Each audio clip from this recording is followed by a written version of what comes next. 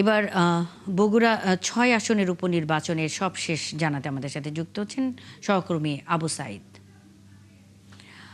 আবু সাঈদ, ইতিমধ্যে সকাল ৭টা ৩০ ভোট গ্রহণ শুরু হবার কথা। নিশ্চয়ই ভোট গ্রহণ শুরু হয়েছে। সেখানে ভোটারদের সংখ্যা কেমন দেখছেন এবং সার্বিক পরিস্থিতি কেমন রয়েছে সেখানে? ধন্যবাদ। আমি আছি বগুড়া শহরের সবুজগাড়ি এলাকার জামতলা সরকারি প্রাথমিক বিদ্যালয় কেন্দ্রে।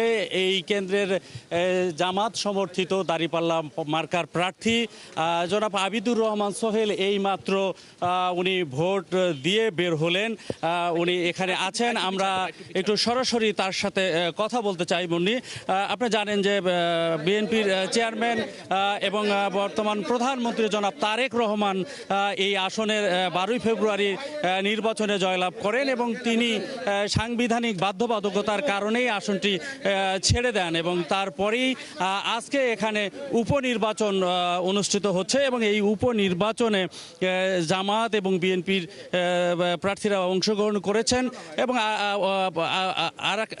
আরেকটি দলের প্রার্থীও কিন্তু সেখানে অংশগ্রহণ করেছে, যদিও তার কোনো কার্যক্রম আমাদের নজরে পড়েনি। তবে আমরা সরাসরি একটু কথা বলতে চাই যে জামাত সমর্থিত প্রার্থী জনাব আবিদুর রহমান সোহেলের কাছ থেকে, যে তিনি ভোট প্রদান করে এইমাত্র বাহিরে আসলেন।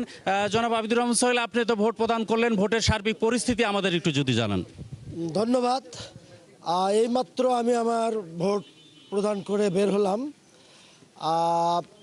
ভোটের সার্বিক পরিস্থিতি এখন তো সবে মাত্র শুরু, কিন্তু গতকাল থেকেই যে পরিবেশটা এখানে বিরাজ করছে, আমরা মনে করি যে এটা একটা ভীতিকর পরিবেশ সৃষ্টি করা হয়েছে।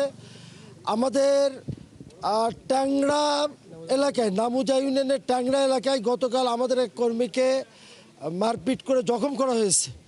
আমরা এটা রিটার্নিং অফিসার বরাবর অভিযোগ দিয়েছি, এসপি সাহেবকে অবগত করেছি, ডিসি সাহেবকে অবগত করেছি এবং বিভিন্ন এলাকায় আমাদের কর্মীদেরকে ভয়ভীতি দেখানো হয়েছে রাতভর। এবং সবচেয়ে বড় ব্যাপার হলো আমাদের নারী কর্মীদেরকে মানে হেনস্থা করা হচ্ছে কয়েকদিন ধরেই। এ ব্যাপারে ইতিপূর্বে আমরা অভিযোগ করেছি, আজকেও আমরা শুনেছি আমাদের নারী কর্মীদেরকে রাতে বিভিন্ন জায়গায় ভয়ভীতি দেখানো হয়েছে, যা আগামীকাল কেন্দ্রে গেলে পরে দেখে নেওয়া হবে। নারীদেরকে এইভাবে হেনস্থা করা এবং নারী সম্পর্কে একটা বিরূপ মন্তব্য গতকাল করাই বগুড়ার জনগণ এ ব্যাপারে ক্ষুব্ধ। আমরা প্রশাসনের কাছে জোর দাবি জানাবো যে আজকে সারাদিন তারা যেন সতর্ক থেকে যে কোনো ধরনের সন্ত্রাসী এবং ভোট বিরোধী কার্যক্রমকে প্রতিহত করে এবং নির্বাচনের সুষ্ঠু পরিবেশ নিশ্চিত করে। সকলকে ধন্যবাদ। আপনারা সাংবাদিক বন্ধুদের কাছে আমাদের আহ্বান যে আপনারা।